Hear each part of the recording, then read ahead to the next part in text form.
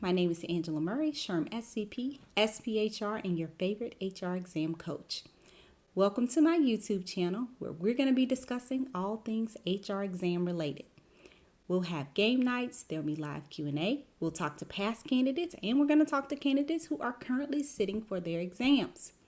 Now tonight, I'm going to answer a question that is easily in the top 5 of questions that I am most asked, and that is, which exam should I take, HRCI or SHRM?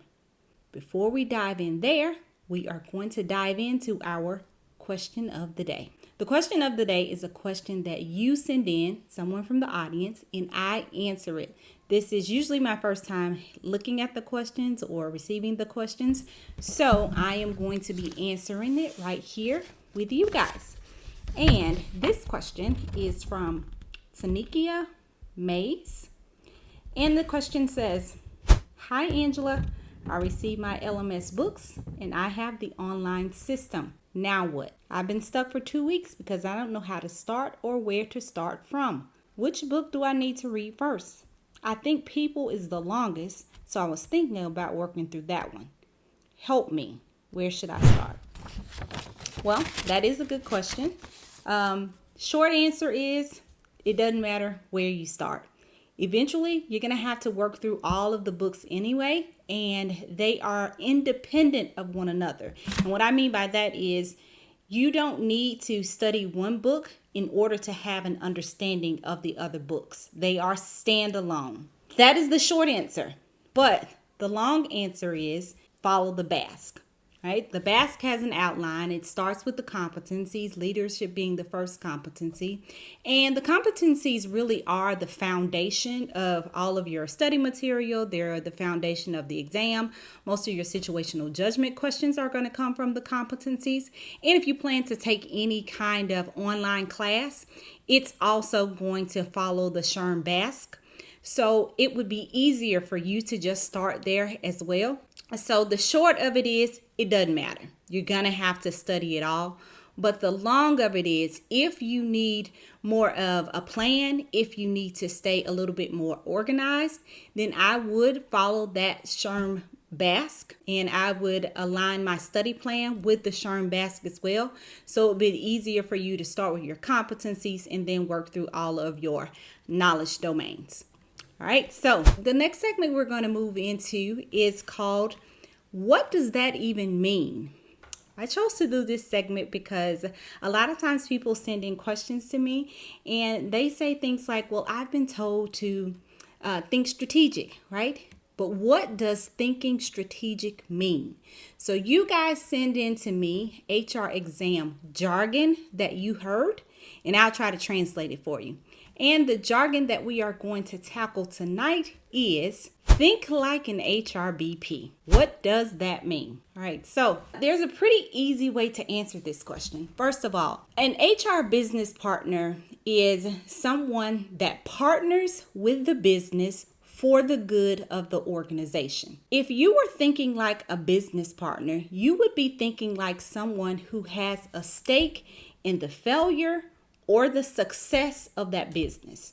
Now, a lot of times it's difficult for us to align our thinking to think like a business partner because in our organizations, our business partners wear a lot of hats. And sometimes, depending on the organization, the hats are not always strategic hats. Sometimes our business partners are reactive rather than proactive, and that does not align to the way that SHRM structures its questions or the way that we choose the correct answer.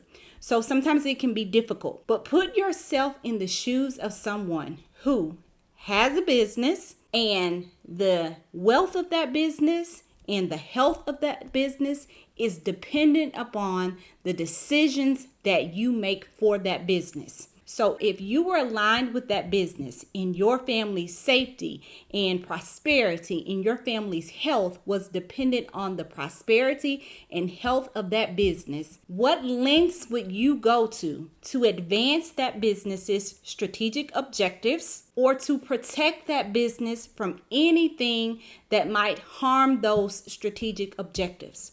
So that means instead of being reactive, You think proactive. You think of ways that you can not only solve problems, but you can stop those problems or mitigate those problems from happening later in the future. You don't want to just be chasing issues. You want to stop the issues. You want to think ahead to where this could possibly happen again. You want to fill in the cracks. You want to make sure that the business is healthy. This is the exact way that your SHRM questions are structured. And the answers are going to reflect that line of thinking. Thinking proactive, thinking long-term, being a problem solver. Obviously, we know that sometimes in business, we cannot always be proactive. At some points, we do have to react. We have to react to situations. But reacting does not mean to simply solve the problem and allow it to go on. Reaction is to solve a problem and then determine how that problem can be forever solved or how it can be most mitigated, right? So it's really important for you to think long term, think about how you can protect that business, put yourself in the shoes of a partner, someone who has a stake in the failure or the success in the business. And your family's success and failures are aligned with the success and failures of that business. And that's how you wear your business partner hat. All right, guys. So think like a business partner. HR exam jargon unlocked. All right. So now we're going to jump into our main segment. And again, our main segment tonight is which exam should you take? SCP, CP, PHR, or SPHR? So both exams aim to certify HR professionals, but they have their own philosophies.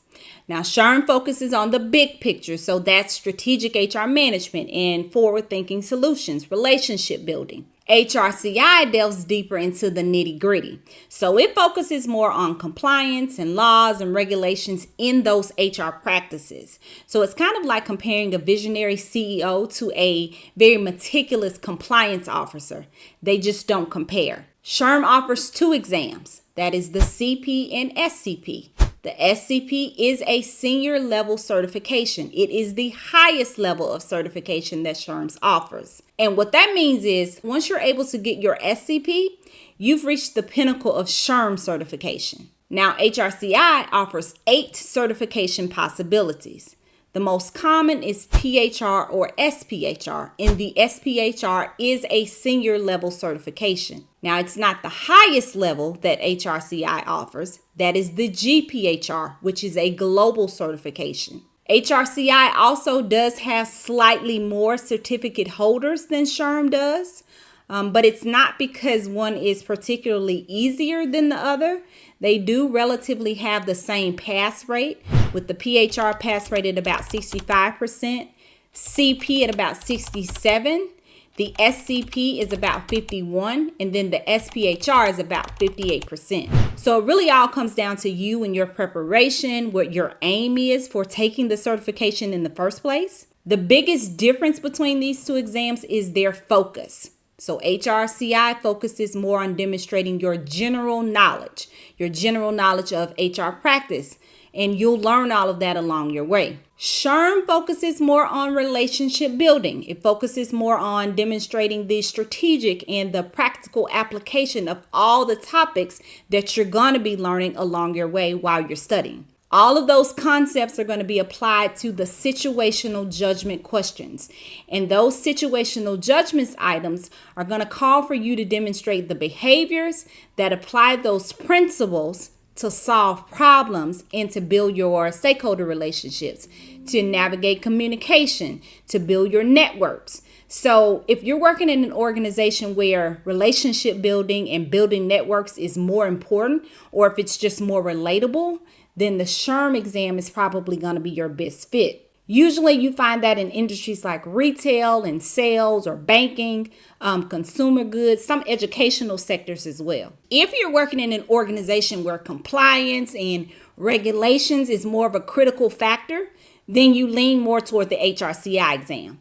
And you'll find that in industries like healthcare or aviation or finance or some of the energy sectors.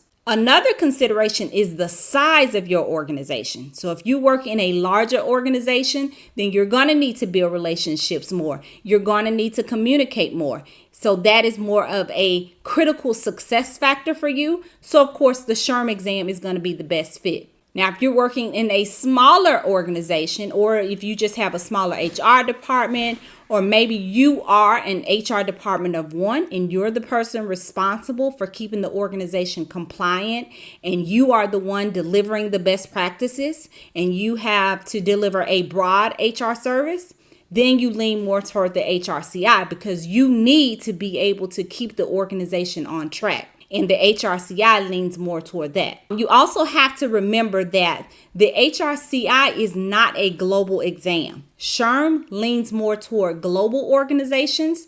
So what that means is the global knowledge is embedded in the exam. So you're going to be learning that along your way. So if you're working in a global organization, you may lean more towards SHRM. A lot of HR professionals opt to get both certifications. I opted to get both certifications, and that was to establish credibility in the coaching space. So if that's an aspiration, then both exams might be a good fit for you as well. So there really is no best exam. They both have their own benefits. They both demonstrate your subject matter expertise. They establish you as an expert in the HR world. They both establish you as a valuable part of the organization. They add value to your organization. So it's like choosing between a latte and an espresso. It depends on what you're going to do after you get the certification. So I hope that provided you some clarity or some guidance about which exam to take. Truth be told, you can't go wrong with either. They both are very well respected. They both are going to add value to you as an HR professional, and they both are going to add value to your organization. So let's wrap tonight up with a segment that I call HR Email Remix. And this is one of my favorite segments. So this is where you guys send in a standard version of an email or the version of an email that you wish you could send, and I will remix it for you in HR acceptable language. And tonight's email standard version comes from Katrina Duggar. I'm going to read Katrina's email and then I am going to remix it. All right, so Katrina's email says, "This is my third email. I keep asking you to do your job, but it seems as though you just refuse. Why do you think they hired you? I don't really care that you don't do your job, except for the fact that you're now preventing me from doing my job. So for the final time, before I go to your supervisor, will you please get this done? As a matter of fact, I'm copying your supervisor to this email so that maybe you will finally do some work for a change. I need this by Friday." Wow, Katrina, that's strong. Let me remix it. "I hope this email finds you well. I'd like to kindly remind you of the pending task that requires your attention. Despite previous requests, it appears completion has been delayed, which is now impending workflow progression. Please understand that timely project completion is essential for team efficiency. I urge you to prioritize this task to ensure its delivery, as I have verified that it falls under your scope of responsibility. I've added your immediate supervisor so that she may provide the necessary support should there be any challenges or obstacles hindering your progress. I appreciate your immediate attention to this matter and expect the finalized task by Friday. Your cooperation is crucial in maintaining our operational effectiveness. Thank you for understanding the necessity of prompt action." Remixed. All right, guys, so that wraps up tonight. I will see you guys on next week. Don't forget to like and subscribe so that you can get weekly notifications of every video. Next week, we are going to be talking about how you use the SHRM Basque as your cheat sheet, and I am going to give you some pro level tips. Have a good week. Bye.